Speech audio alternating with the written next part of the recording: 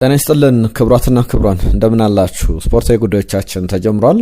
በኢትዮ አርሰናል ቻናል ላይ እንገኛለን። በርከት ያሉ ጉዳዮችን እናነሳለን። በተለይ ደግሞ ከአርሰናልና ከኤቨርተን ጨዋታ ጋር በተያያዘ የሚነሱ ዝርዝር ነጥቦች አሉ። አርሰናል በያዝነው የውድድር ዘመን እንዴት እየተጓዘ ይገኛል? ዚ አትሌቲክ አንድ አስገራሚ አርቲክል አስነብቧል። በተለይ ደግሞ ከቡድኖች ጋር በተያያዘ እንዴት ነው አርሰናልን እያዩት ያሉት በቡድኖች ውስጥ ያሉ ባለሙያዎችን፣ አሰልጣኞችን፣ ቡድኖች ወይም ደግሞ የክለቦች ዋናው ስራ አስፈጻሚዎችን ወይም ደግሞ ፕሬዝዳንቶችን ጭምር የጠየቀበትን ቆይታ አድርጓል። በእንግሊዝ ሊቀመንበሮች እንደምንላቸው ማለት ነው። ክለቦች ሁለት ሊቀመንበሮችን፣ አሰልጣኞችን፣ የጨዋታ ትንተና ባለሙያዎችን ጭምር በየክለቦቹ የፕሪሚየር ሊግ ተጫዋቾችን ጭምር ጠይቆ ያስቀመጣቸው ዝርዝር ጉዳዮች አሉ። ስለ አርሰናል አጨዋወት የፕሪሚየር ሊጉ ክለቦች ምን ያስባሉ፣ እንዴትስ የአርሰናልን አጨዋወት ይመለከቱታል በሚለው ጉዳይ ላይ በዝርዝር የቀረቡት ትንታኔዎች አሉ። እነሱን እየነገርናችሁ እንቆያለን። ከዛ ውጪ ግን አሰልጣኝ ሚካኤል አርቴታ ትናንትና ጋዜጣዊ መግለጫ ላይ ያነሳቸው ጉዳዮች አሉ። እነሱ ላይ ትኩረት እናደርጋለን። አርሰናል ከኤቨርተን በሚደረገው ጨዋታ ላይ አንድ ክርክርም ስመለከት ነበር።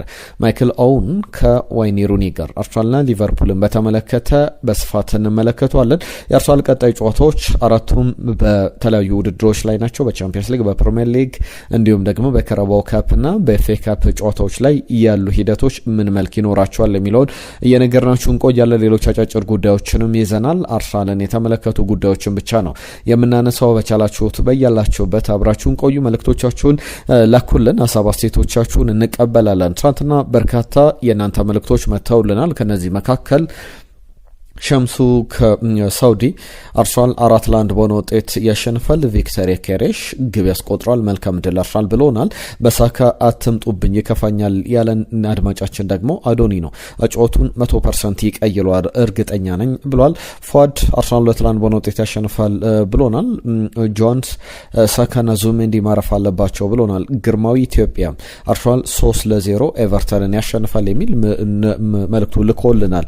ኑር የተባለ ጫችን አርሰናል 3-1 ያሸንፋል ብሎናል። ማሙሽ አርሰናል 3-1 ያሸንፋል የሚል ግምቱን አስቀምጦልናል። አፍቴህ ወይም ደግሞ ሙሉቀን ከኮሬዞን ኮሌ ከተማ የላከልን መልእክት አለ። አርሰናል 2-1 በሆነ ውጤት ኤቨርተን ያሸንፋል ብሎናል። አየነው ሙላለም የዘወትር አድማጫችን ነው። ጆኖቢ ሚካኤልን በተመለከተ ያንን አስቀያሚ ሀሳብ ያቀረበው ፕሪሚየር ሊጉን እንዴት ሲጫወት እንደነበረ ረስቶት መሰለኝ ያስታውሱ ለማለት ነው እንጂ ቼልሲ ምን ያክል አስቀያሚ መከላከል ያደረገ ይጫወት እንደነበረ ውስጡ ያውቀዋል። በተረፈ አርሰናል ታዳጊዎችን ለማስፈረም የሚያደርገው ጥረት ደግፋለሁ፣ ግን አርቴታ ወጣቶችን ከታችኛው ቡድን ማሳደግ አልቻለም። ስለዚህ አርሰናል ይህንን ስራ መስራት የሚችል አሰልጣኝ ማምጣት አለበት ብሎናል። ቶፊቅ ዮኬሬሽ በምን በኩል ሳካ በሁሉም በኩል ከኖኒ ማድዌኬ ይበልጥብኛል ብሏል። አጨራረስ ላይ ኖ ማድዌኬ ችግር አለበት ብሎናል። ፓማባይ ከልብ እናመሰግናለን። ዳዊቶም እንዲሁ ስለ ጻፍክልን መልእክት ሁላችሁንም ከልብ እናመሰግናለን። በቀጥታ ዛሬ አርሰናል ከኤቨርተን ከሚያደርጉ ጨዋታ ዛሬ አርሰናል ከኤቨርተን ጋር በሚያደርገው ጨዋታ እንጀምራለን። በዚህ ጨዋታ ላይ አርሰናል በቅርብ ጨዋታዎች ላይ የሁለቱ ቡድኖች ግንኙነትን ስንመለከት ከተሸነፈ ረጅም ዓመታት ተቆጥሯል። ወይም ደግሞ በቅርብ ጨዋታዎች ላይ አርሰናል ፍጹም የበላይነት አለው። ትናንትና ኤአርራይት የሰጠውን አስተያየትም ሳነሳላችሁ ነበር። ኤአርራይትም በቅርብ ጊዜያት ላይ አይደለም እኔም ስጫወት አርሰናል ኤቨርተን ላይ በጣም ፍጹም ብልጫ የሚወስድበት ቡድን ነው ይል ነበረ። በተለይ እሱም ኤአርራይትም በግሉ ብዙ ግቦችን ያስቆጠረው አንዳንድ ፌቨራይት የሚባሉ ተጋጣሚዎች ያሏቸው ተጫዋቾች አሉ። ክርስቲያኖ ሮናልዶን ከአትሌቲኮ ማድሪድ ጋር ልናነሳ እንችላለን። ሌሎችንም ስሞች መጥቀስ ይቻላል እና እንደዚህ አይነት አጋጣሚዎችን በመፍጠር ረገድ ለምሳሌ ኦመር መርሙሽ ወደ ማንቸስተር ሲቲ ከመጣ በኋላ 14 ግቦችን አስቆጥሮ 7ቱ ኒውካስል ዩናይትድ ጋር የተቆጠሩ ናቸውና እንደዚህ አንድ ቡድን ላይ የሚቀናቸው ተጫዋቾች አሉ። ኤአርራይት ብዙ ግቦችን ኤቨርተን ላይ ካስቆጠረባቸው ቡድኖች መካከል እንደ ኤቨርተን ብዙ ግቦችን ያስቆጠረበት ቡድን የለም። ባለፈው የውድድር ዘመን ያደረጉት ጨዋታ ሁለቱም ባቻ ውጤት የተጠናቀቁ ናቸው ሁለቱም ቡድኖች። ከዛ ውጪ ግን ዘንድሮ አርሰናል በቪክተር ዮኬሬሽ የፍጹም ቅጣት ምት ግብ 1-0 በሆነ ጠባብ ውጤት አሸንፏል። ከዛ ውጪ ግን አምና 1-1 እና 0-0 ነበር የተለያዩት። ከዛ በፊት ደግሞ አርሰናል ደርሶ መልስ አሸንፏል 2023-24 ላይ አንደኛውን በቶሚያሱና ከቨርስ ግብ ሁለተኛውን ደግሞ በትሮሳርድ ብቸኛ ግብ ሁለቱንም ጨዋታዎች አሸንፎ ነበር። ከዛ በፊት 2022-23 ላይ የ4-0 ውጤት በቅርብ ጨዋታዎች ላይ አርሰናል ብዙ ግቦችን ያስቆጠረበት ጨዋታ ነው። ጋብሪኤል ማርቲኔሊ 2 ግቦችን፣ ቡካዮ ሳካ 1 ግብ፣ ማርቲን ኦዴጋርድ 1 ግብ ያስቆጠሩበት እነዚህ አጥቂዎች በአመቱ እንግዲህ በጣም በርካታ ግቦችን አስቆጥረው በጋራ ወደ 44 ያክል ግቦችን በሁሉም ውድድሮች ላይ ያስቆጠሩበት አመት እንደነበረ እናስታውሳለን። የዛን የውድድር ዘመን ግን ነበረው ጨዋታ ላይ 1-0 ተሸንፎ ነበር። ከዛ ውጪ አርሰናል ፍጹም የበላይነትን እየወሰደ ቀጥሏልና በቅርብ ጨዋታዎች ላይ ያለውን የበላይነት አሁንም ማስቀጠል ይኖርበታል። ትናንትናም ስንለው ነበር ኤቨርተን ከሜዳው ውጪ በጣም ጠንካራ ቡድን ነው በሊጉ ላይ። ከዛ ውጪ ግን አሁንም ቢሆን ያንን ጥንካሬ አርሰናል ደግሞ በደንብ መብለጥ ያለበት ይመስላል። ለምሳሌ አንዳንድ ቁጥሮችን እያነሳን ብንመለከት የኤቨርተን ያዌ ሪካርድ በሊጉ ላይ 4ኛ ደረጃ ላይ ያስቀምጠዋል ከማንቸስተር ሲቲ እኩል 24 ነጥቦችን ሰብስቦ ማንቸስተር ዩናይትድን ኦልድ ትራፎርድ ላይ፣ አስቶን ቪላን ቪላ ፓርክ ላይ፣ ኒውካስትልን ሴንት ጄምስ ፓርክ ላይ አሸንፏልና ከሜዳ ውጪ ጥሩ የሚባለው ኤቨርተን አሁንም ከአርሰናል ጋር ጥሩ ፉክር ያደርጋል ተብሎ ይጠበቃል። ለሁሉም በዚህ ጨዋታ ላይ አሰልጣኝ ሚኬል አርቴታ ያስቀመጣቸው ነገሮች አሉ። አዲስ ጉዳት የለም ብሏል። ከዛ በተጨማሪ ግን ስታንዳርድ የሚባሉ ሚኬል አርቴታ ምላሾች አሉ። ማተር ኦፍ ዳይስ፣ ማተር ኦፍ ዌክስ፣ ማተር ኦፍ መንዝስ እያለ ሲመልስ ተመልክተናል። አሁን ግን ለትሮሳርድና እንዲሁም ደግሞ ለኦዴጋርድ ማርቲን ኦዴጋርድን በተመለከተ ሌትሲ ብሏል። ለዛሬው ጨዋታ ይደርሳሉ አይደርሱም፣ ይሰለፋሉ አይሰለፉም በሚለው ጉዳይ ላይ በእርግጥ ሁለቱም ተጫዋቾች የመድረሳቸው ነገር የሚያጠራጥር አይደለም። ከቡድኑ ጋር የመጨረሻ ዝግጅት ቀን ላይ ተመልክተናቸዋል። ኦዴጋርድም ትሮሳርድም ይደርሳሉ ተብሎ ይጠበቃል። ባለፈውም የትሮሳርድ ጉዳይን ሲጠየቅ አሰልጣኝ ሚኬል አርቴታ ደህና ነው 100% አገግሟል፣ ነገር ግን ትንሽ አለመመቸት ስላለ ነው ከጨዋታ ውጭ ያደረግነው ብሎ ነበር። የሌቨርኩሰን ጨዋታ አስቀድሞና ወሳኝ ጨዋታዎች በቀናት ልዩነት ይደረጋሉ። ስለነዚህ ጨዋታዎች እናንሳርፋል። በእነዚህ 8 ቀናት ዛሬ ኤቨርተን 2:30 ላይ ይገጥማል። ከዛ በኋላ ባሉ ቀናት ደግሞ የበለጡ ብዙ ትኩረት የሚሰጥባቸው ጨዋታዎች ይኖራሉ። የሌቨርኩሰን የመልስ ጨዋታ የመጀመሪያው ጨዋታ 1-1 ላይ ተጠናቀቀው የካራባኦ ካፕ ፍጻሜ ከማንቸስተር ሲቲ ጋር፣ ቀጣይ ደግሞ መርሃ ግብሩ ከሳውዛምፕተን ጋር የኤፍኤ ካፕ ጨዋታ ነው። በአራት የተለያዩ ውድድሮች ላይ የሚያደርጋቸው ጨዋታዎች ናቸው። በዚህ ጨዋታዎች ላይ አሁን የአርሰናል ተጫዋቾች ትልልቅ ጨዋታዎች ናቸውና እነዚህ ፕሬዠር የለም የምንልባቸው አይደሉም። ነገር ግን ይህንን ፕሬዠር ይህንን ጫና አንድል አድርገው ተቋቁመው መውጣት ያለባቸው ሰዓት ላይ ይገኛሉ። ቢዝነሳቸውን ስራቸውን ብቻ መስራት ያለባቸው። እያንዳንዱ ንክኪ፣ እያንዳንዱ ፓስ፣ እያንዳንዱ የኳስ ቅብብል፣ እያንዳንዱ ውሳኔያቸው አሁን ዋጋ አለው ማተር አለውና እነዚህ 4 ጨዋታዎች ላይ በደንብ ትኩረት ተሰጥቶ በተለይ ደግሞ የሚቀጥሉ 3 ጨዋታዎች የበለጠ ትኩረት ሊሰጥባቸው የሚገቡ አይነት ጨዋታዎች ናቸው። ጨዋታው ምሽቱ 2:30 ላይ ይደረጋል። ከአሰልጣኝ ማይክል አርቴታ ጋር በተያዘ የሚነሱ ነጥቦች አሉ። አሰልጣኝ ማይክል አርቴታ ማንቸስተር ሲቲንም እንመልከት። ለምሳሌ አሰልጣኝ ፔፕ ጋርዲዮላ የፕሪሚየር ሊጉ የፌብሩዋሪ ወር ምርጥ አሰልጣኝ ተብሎ ተመርጧል።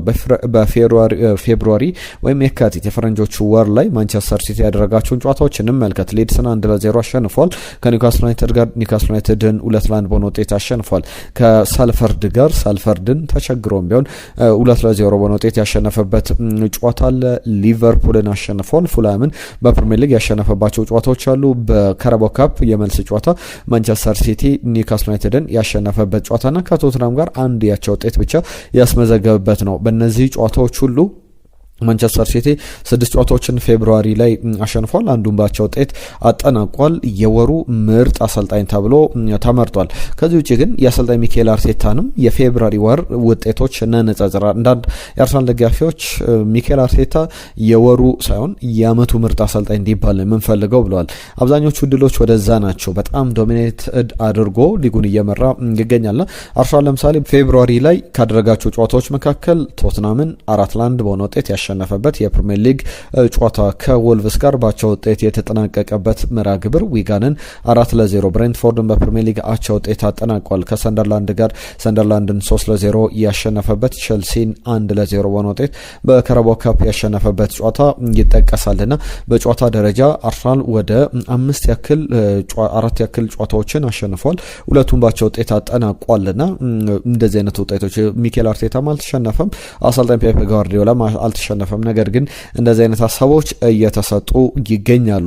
አንዳንድ ጉዳዮችን እናንሳ። ከአርሰናል ጋር በተያያዘ ተንታኞች፣ ባለሙያዎች፣ የአካዳሚ ባለሙያዎች ጭምር አሰልጣኞች፣ ተጫዋቾች በፕሪሚየር ሊግ ላይ ስለ አርሰናል እንዴት ያለ ሀሳቦች አሏቸው የሚለውን ጉዳዮች ላንሳላችሁ። ዝርዝር ጉዳዮች የሚነሳበት ሀሳብ አስተያየቶቻችሁን ጻፉልን። በምናነሳቸው ጉዳዮች ላይ ምን አይነት የውድድር ዘመን እያሳለፈ ይገኛል አርሰናል በሚለው በሌሎች በባለሙያዎች በተንታኞች የጨዋታ አናሊሲስ በሚሰሩ ባለሙያዎች ጭምር እንዴት ያለ እይታ ይሰጠዋል። ከሁለት ዓመታት በኋላ ፕሪሚየር ሊጉን ለማሸነፍ ከፊቱ ጥቂት ጨዋታዎች ብቻ ይቀራሉ። ቻምፒየንስ ሊግ፣ ኤፍኤ ካፕ፣ ካራባው ካፕ ደግሞ ሌሎች ውድድሮች ናቸው። ወደ ፍጻሜ የደረሰበት የካራባው ካፕ በ16ቱ ጥሎ ማለፍ ውስጥ አሁን ወደ ኳርተር ፋይናል ወደ ሰሚ ፋይናል መግባት ሰፊ እድል ያለው የቻምፒየንስ ሊግ ውድድር የኤፍኤ ካፕ ሩብ ፍጻሜ ላይም ይገኛልና ብዙዎች አርሰናል ቦትለር ይሉታል ወይም ዋናው ሰዓት ላይ ነገሮችን የሚያፈነዳ የሚሰባብር ወይም ወደ ፍጻሜው የማይደርስ አይነት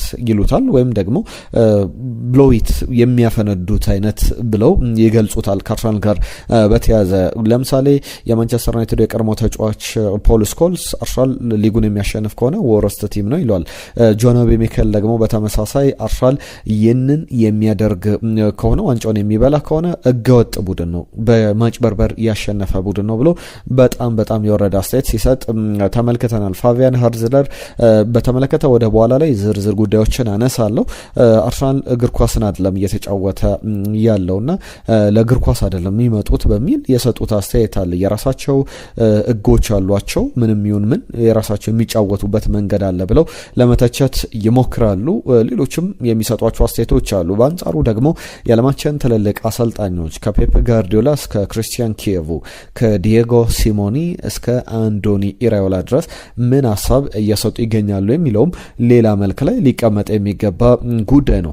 ዚ አትሌቲክ ያነጋገራቸው ሁለት የክለብ ሊቀመንበሮች ከዛ በተጨማሪ ሌሎችም ሲኒየር የሚባሉ መለሚያዎች ተንታኞችን ጭምር አካቶ አንድ የሚገርም አይነት አርቲክል አርሰናልን በተመለከተ አውጥቷል። ለምሳሌ አንደኛው ባለሙያ ምን ሀሳብ ያነሳል? የዚህ የተንታኝ ነው፣ በጨዋታ ተንታኔ ላይ በክለቦች የሚሰራ ነውና አብዛኞቹን አይደለም ሁሉንም ያነጋገራቸውን ባለሙያዎች ስማቸውን ደብቆ ነው ዚ አትሌቲክ ሪፖርቱን ያወጣው። ለምሳሌ አርሰናል 0-0 በሆነበት ጊዜ ከአርሰናል ጋር በምትጫወትበት ጊዜ እነሱን ለማሸነፍ ወይም ደግሞ በዛው 0-0 እንዲያልቅና ነጥብ እንዲጥሉ እድሉ ያለ ይመስላል። ነገር ግን አንድ ጊዜ አርሰናል ግብ ካስቆጠረ ነገሩ ታሪኩ ሌላ ነው። ማሸነፍ አይደለም ወደ ጨዋታ መመለስ በጣም ከባድ ነው። ለምሳሌ የአርሰናል ቡድን ከማንቸስተር ሲቲ እና ከሊቨርፑል ቡድኖች ጋር ሪሰንትሊ ትልልቅ ዋንጫዎችን ያሸነፉ ቡድኖች ናቸውና ከነሱ ጋር ያነጻጽራል። የአርነ ስሎት የፕሪሚየር ሊግ አሸናፊ የኤርገን ክሎፕ ቡድን ወይም የማንቸስተር ሲቲን ቡድን በምሳሌነት ያስቀምጣል። ለምሳሌ ሊቨርፑልንም ማንቸስተር ሲቲንም ብትመለከት 0-0 እያሉ 1-0 እያሉ 2-0 እያሉ ነገሮች አጫወታቸው በጣም ፍጹም የተለያየ ነው። ከአርሰናል ጋር ግን ልዩነቱ ምንድን ነው ብሎ ሲያስቀምጥ ይህ ባለሙያ አርሰናል አንዴ ከመራ በጣም ኮምፓክት ነው፣ ለማሸነፍ አይደለም ለመሞከር ከባድ ነውና አንዴ ከኋላ ከሆንክ ከተመራ ነገሮች ያለቀላቸው ነው የሚሆኑትና ብዙ ሀሳቦችን በዚህ ጉዳይ ላይ ማንሳት ይቻላል ብሎ ያስቀምጣል። ከዛ ውጪ አንድ የክለብ ሊቀመንበር ደግሞ የሚያነሷቸው ጉዳዮች አሉ። ለምሳሌ አርሰናል በሊጉ ላይ በሚገርም መንገድ ኮንስትራክት የተገነባ ቡድን ነውና በጣም ኢፌክቲቭ ነው፣ ውጤታማ የሆነ እግር ኳስን እየተጫወተ ያለ ቡድን ነው ብለው ይገልጹታል። ለምሳሌ የሊጉ ሶስተኛው ምርጥ ተከላካይ ቡድን ወይም በመከላከል ረገድ ጥቂት ግቦች የሚያስተናግድ ቡድን ማን ነው ብለው ምሳሌዎችን ያስቀምጣሉ። ለምሳሌ አርሰናል በመከላከል ረገድ የተቆጠሩበት ግቦችን ካስቆጠራቸው ግቦች ጋር ስናነጻጽር በአጠቃላይ ልዩነቱ በሚያስገርም ሁኔታ የሚቀመጥ ነው። 59 ግቦችን አስቆጥሯል፣ 22 ግቦች ነው የተቆጠሩበት። ለምሳሌ ማንቸስተር ሲቲ 27 ግቦች ተቆጥረውበታል፣ 59 ግቦችን አስቆጥሯል። በግብ ልዩነት ደረጃ የሚቀመጥ ነውና ሌሎችን ቡድኖች እንመልከት። በሊጉ ቤስት ዲፌንስ ሶስተኛው የኤቨርተን ነው ከሊቨርፑልም ከቼልሲም ከማንቸስተር ዩናይትድም በበለጠ ቤስት ዲፌንስ ያለው ቡድን ኤቨርተን ነው። ሌሎችም ቡድኖች አሉ በእርግጥ ሰንደርላንድም ቼልሲም ጥሩ የሚባሉ ቁጥሮች ያላቸው አስቶን ቪላም ጭምርና ኤቨርተንን ብንመለከት ከአርሰናል በጣም ብዙ ግቦችን የበለጠ ቤስት ሶስተኛው ዲፌንስ ተብሎ እንደዛ ከአርሰናል ግን ሲነጻጸር በጣም ሩቅ የሚቀመጥ ነውና አርሰናል በጣም ምረት የለሽ በጣም ኢፊሽንት የሆነ ቡድን ነውና ሁሉንም ነገር ካፒታላይዝ ማድረግ መጠቀም የሚችል ቡድን ነው በሚል ያስቀምጣሉና እኔ ከሰዎች ጋር ሳውራ በክለቡ ውስጥ እንግዲህ አርሰናል በጣም ሪስፔክት የሚሰጠው ቡድን ነው። በብዙ መገናኛዎች እንደምትሰሙት አይደለምና በጣም በአሰልጣኞች በተንታኞች በመለማዮች በሙሉ አርሰናል በጣም ትልቅ ክብር የሚሰጠው ሚኬል አርቴታም የሚከበር ስራ እንደሰራ ብዙዎች ይመሰክሩልታል። እኔ ባለውበት ክለብ እኔ ባለውበት ዙሪያ ይላሉ። አንድ ሌላ ተንታኝን ደግሞ እናንሳ። በፕሪሚየር ሊጉ ላይ ለምሳሌ ከሴት ፒስ ጋር በተያዘ በጣም ኤሊት ቡድን ነው አርሰናል ትልቅ ቡድን ነው። ለምሳሌ የሚጠቀሟቸው ቴክኒኮችን ያነሳል። አናሊሲስ የሚሰሩበት መንገድ የተጋጣሚን ድክመትና የራሳቸውን ጥንካሬ ከዛ በተጨማሪ የዴክላን ራይስና የቡካዮ ሳካ ኳሶች በጣም የሚገርሙ ናቸውና ኤሪያሊ ሙቭመንታቸውን በጣም የሚገርም ነው ብሎ በዝርዝር ያስቀምጣል። ነገር ግን እነዚህ ነገሮች ለምሳሌ ሌሎችን ቡድኖች በዝርዝር አርሰናልን ለመኮረጅ ለመድገም ይሞክራሉ። ከእያንዳንዱ ለመድገም ከሚሞክሯቸው ነገሮች መካከል እንዴት ወደ ፔናልቲ ቦክስ ለምሳሌ ጋብሪኤል ማጋሌሽ፣ ዊሊያም ሳሊባ፣ ፒየሮ ኤንካፔ ሌሎችም ማዕዘን ምቶችን ሊሻሙ ጁሪን ቲምበር ጭምር ማዕዘን ምት ተሰጥቶ እስኪሻሙ እስከዛ ድረስ እስኪደርሱ ድረስ ቀስ እያሉ ነው የሚሄዱት። በዛ ጊዜ ላይ ቡድኖች በፍርሃት ይርዳሉ ብሏልና ያንን እያንዳንዱ ትንታኔ ተንታኞች ይወዱታል። የአርሰናል አቀራረብን ያንንም ጭምር ለመተግበር ይሞክራሉ ይላል። አሰልጣኞች ደግሞ ምን ይላሉ? በግልጽ ብዙሃን መገናኛዎች ላይ የሚሰጧቸውን አስተያየቶች እንመልከት። አሰልጣኝ ፔፕ ጋርዲዮላ ከሰሞኑ እኛም ወደዛ ዳይሬክሽን እየሄደ ነው፣ ሴት ፒስ ላይ ትኩረት እናደርጋለን፣ የባርሴሎና የመጀመሪያ ስራዎች ላይ እንደዚህ አይነት ትኩረት አልሰጥም ነበረ በሚል የሚያስቀምጣቸው ነገሮች አሉ። አሁን ሁሉም ነገር በዛ መንገድ የሚሄድ ነው ብሏል። ኬዘን ድሪቭስ በሴት ፒስ ላይ በጣም ድንቅ የሚባሉ አሰልጣኝ ናቸውና የአገሪቱ ትልቁ ክለብ አርሰናል ነው፣ በጣም ኢንዲቪጁዋሊ ታለንትድ የሆኑ ተጫዋቾች አሉት ብለው ያስቀምጣሉ። ሚኬል አርቴታንም የሚገርም ዲሲፕሊን ያለው ቡድን ገንብቷል ብለው ያስቀምጣሉ። ስኮት ፓርከርን ብንመለከት ዌል ኮችድ የሚል ቃላትን ይጠቀማል። በደንብ የሰለጠኑ ተጫዋቾች የሰለጠነ ቡድን ነው ብሎ ያስቀምጣል። የቦርማዞ አሰልጣኝ ኤሊት ደረጃ ያላቸው ተጫዋቾች ዳቪድ ራያን፣ ጋብሪኤል ማጋሌሽን፣ ዊሊያም ሳሊባን ጭምር በጣም ኤሊት ደረጃ ያላቸው ናቸው ብሎ ያስቀምጣሉ። ዳቪድ ሞይስ በቅርብ ጊዜያት ላይ አርሰናልን በተመለከተ ብዙ ትችቶች ይሰነዘራሉ። ነገር ግን አርሰናል ከሁሉም ቡድኖች በተሻለ የተሻለው ቡድን ነበር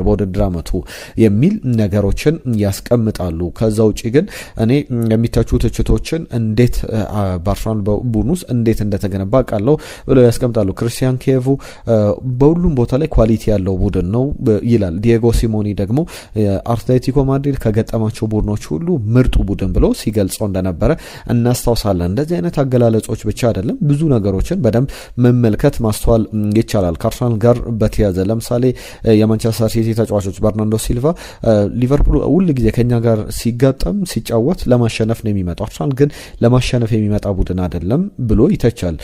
ሩዲ ከዚህ በፊት ሜንታሊቲ አርሰናል ተጫዋቾችን ለመተቸት ሲሞክር እናውቃለን። ነገር ግን እንደዛ አይደለም። አርሰናል ባለፈው ለምሳሌ ከማንቸስተር ሲቲ ጋር ሲጫወት ማንቸስተር ሲቲ እንዳይሸነፍ የገባ ቡድን ነበረ። 5-4-1 የመጨረሻ የፔፕ ተጫዋቾች አሰላለፍ ነበረ። ፊል ፎደን፣ ሃርሊንግ ብራውት ሃላንድ፣ ጀርሚ ዶኩ ተቀይረው የወጡበትና ወደ ኋላ አፈግፍጎ ሲጫወት የነበረበት የፔፕን ቡድን በባክላይን በሎ ብሎክ እንግዲህ አሰልጣኝ ጆዜ ሞሪኒዮ ነበረ ፓርኪንግ ዘፓስ ባሱን ፓርክ አድርገው ሲጫወቱ የሚባለው ለፔፕ ያ ሲባልለት እንደነበረ እናስታውሳለንና አንድ የክለብ ስራ አስፈጻሚ ምን ይላሉ? ሊቀመንበር አርሰናል ክሊርሊ በደንብ በግልጽ በሚታይ መንገድ ሁሉንም አይነት ጥንካሬዎች ያለው ቡድን ነው፣ ከሁሉም የተሻለ ቡድን ተገንብቷልና እኔም የማስበው በአርሰናል በኩል ሊጉን ቢያሸንፍ ያን ያክል ብዙዎች የሚቃወሙት አይደለም ይላል አሰልጣኝ። ሌሎችም ተንታኞች ብቻ አይደለም። ለምሳሌ አንደኛው ቲየሪ ሄንሪ አርሰናል የሚጫወትበት መንገድ ላትወዱ ትችላላችሁ፣ ነገር ግን ሪስፔክት ማድረግ አለባችሁ ብለው በግልጽ የሚያስቀምጣቸው ነገሮች አሉ። ለሁሉም ጆኖቢ ሚኬል ሚኬልን በተመለከተ አንድ የአርሰናል ደጋፊዎች ሲያደርጉት ነው የነበረ ነገር አለ። አርሰናል ዋንጫውን የሚበላ ከሆነ በማጭበርበር የተገኘ ነው፣ ቺት ተደርጎ ከዛ በተጨማሪም ኢሌጋል በሆነ ጎጥ በመንገድ የሚያሸነፍበት ነው ብለው ያነሳሉ። ከዚህ በፊት ግን ጆን ቴሪ ለምሳሌ የቼልሲው አምበል ከጆን ኦቢ ሚኬል ጋር የቡድኑ አባል የነበረ ተጫዋች ምን ሀሳብ ሲሰጥ ተመልክቻለሁ። አስታውሱ ይላል እኛ ከዚህ በፊት የነበረውን የቼልሲን ቡድን ሲያስታውስ ነውና በጣም አስፈላጊ ግቦችን የምናስቆጥረው የነበረው ከማዕዘን ምት ነው። ዲዲዬ ድሮግባ ነበረ የማዕዘን ምቶችን የሚያስቆጥርልን ወሳኝ ሰዓት ላይ ይላል። ለአርሰናል ሲሆን ግን እንደዚህ አይነት ነገሮች ካውንት እንዲደረጉ አርሰናል ዋንጫ እንዲበላ አይፈልጉምና በጣም ፍጹም መቃረን ነው። ለምሳሌ የጆን ኦቢ ሚኬል የፕሪሚየር ሊግ ብቸኛ ግብ የምትቆጠረው ከፉላም ጋር በነበረ የ2-0 ውጤት ቼልሲ ሲያሸንፍ 2013-14 የውድድር ዘመን ወይም ሴፕቴምበር 21 2013 ላይ ከማዕዘን ምት የተቆጠረች ነበረችና ማዕዘን ምት ላይ ይህንን ያክል ጥላቻ ኖሮት ነው ወይ የሚለው በጣም ትልቁ ጥያቄ ነው። ከፋቢያን ሩዲገር ጋር በተያያዘ ከዚህ በፊት በጣም አዋራ ሲያስነሱ ነበርና በዛ ጉዳይ ላይ እሳቸውም አስተያየት ሰጥቷል። ይቅርታ እንደመጠየቅ ብሏል። ከሚኬል አርቴታ ጋር ተነጋግረናል። አርሰናል ዋንጫ ቢበላ መጀመሪያ እንኳን ደስ አላችሁ የምላቸው እኔ ነኝ የሚል አስተያየታቸውን ሰጥቷል ፋቢያን ሩዲገር። ከዛ በተጨማሪም ግን በጣም ብዙ ነገሮችን ሊነሱ የሚችሉባቸው ጉዳዮች እንዳሉ በአርሰናል መንገድ ላይ ኢሞሽናል ሆኜ ነው ያንን አስተያየት የሰጠሁት። ከሚኬል አርቴታ ጋርም ተነጋግረናል። በአጭር የጽሁፍ መልእክት ሀሳቦችን ተቀያይረናል። ነገር ግን እኔ የሬ ፕሪንሲፕል ያጫወት መንገድ አለ፣ አርሰናልም የራሱ ያጫወት መንገድ አለው በሚል ያስቀመጧቸው ነገሮች አሉ። ዝርዝር ጉዳዮች የሚነሱበት አይነት ሀሳብ ነውና አሁንም ሌሎችም ባለሙያዎች እንደሚሉት ለምሳሌ ሚካ ሪቻርድስ አርሰናል ዋንጫ ይብላ እንጂ ሁሉም ነገር ዝም ይላል፣ ሁሉም ነገር ያበቃለታል፣ እንደዚህ አይነት ጥያቄዎች አይነሱም ይላል። ሌሎችም ዝርዝር ጉዳዮች ሊነሱ ይችላሉ በአርሰናልና በሚነሱ ትችቶች ዙሪያ። ነገር ግን ብዙ ሀሳቦችን በተደጋጋሚ እያነሳ እንገኛለንና ዚ አትሌቲክ የሚገርም አይነት አርቲክል አስነብቦናል። የመጨረሻ አንድ ጉዳይ ላንሳ። ከዴክላን ራይስ ጋር በተያያዘ ዴክላን ራይስ በአርሰናል ውል ሊቀርብለት እንደሆነ ቢቢሲ አስነብቧል። የቢቢሲው የቀድሞ ደግሞ ለዴሊ ሜል ለሜል ኦንላይን ይጽፍ የነበረው ሳሚ ሞክቤል ይዞት የወጣው ዘገባ እንደሚያሳየው ከሆነ 240,000 ሳምንታዊ ደሞዝ ቀርቦለት እስከ ረጅም ዓመታት ለምሳሌ አርሰናል እስከ 2029 ድረስ ተጫዋቹ ማቆየት ይችላል። 2028 ውሉ ነው። ከዛ በኋላ አንድ ተጨማሪ ዓመት በአርሰናል መብት ማራዘም ይችላልና አሁንም ከዛ በላይ እስከ 2032 ድረስ ውሉን የማራዘም መብት እንዲኖረው አርሰናል ከተጫዋቹ ጋር ሊፈራረም ንግግር ላይ ይገኛል። ገና አርሊ ስቴጅ ነው። ነገር ግን ሂደቶች አሉ። እሱ ብቻ አይደለም። ውል ለማራዘም ከሚደረጉ ጥረቶች መካከል ከሚነሱ ጉዳዮች መካከል በዋናነት ከአርሰናል ጋር በተያዘ ጁሪን ቲምበርም እዚህ ላይ ይካተታል። በቅርብ ጊዜያት ላይ ዊሊያም ሳሊባ፣ ጋብሪኤል ማጋሌሽ እና ሉዊስ ስኬሊ፣ ኤታን ኗኔሪ ውላቸውን አራዝመው ተመልክተናል። ቡካዮ ሳካ የቅርቡ ተጫዋች ነውና አሁንም ወደ እነዚህ ተጫዋቾች ፊቱን ማዞሩ አይቀርም አርሰናል እየተባለ ይገኛል። ሁሉም እነዚህን ጉዳዮች አነሳን። ነገ በአዳዲስ ጉዳዮች እንመለሳለን። ኢትዮ አርሰናል ቻናልን ሰብስክራይብ አድርጉ። ቤተሰብነታችሁን አሳዩ። መልእክቶቻችሁን ጻፉልን። ግምቶቻችሁን እንጠብቃለን። ዛሬ የተነሱ ሀሳቦችን አንስተናል። ነገም በአዳዲስ ጉዳዮች እንመለሳለን። ለሁሉም የዛሬን ጉዳዮች እዚህ ላይ እናጠናቀቃለን። አብራችሁን ስለነበራችሁ መልእክቶቻችሁን ስለጻፋችሁልን ከልብ እናመሰግናለን። ጤና ይስጥልን።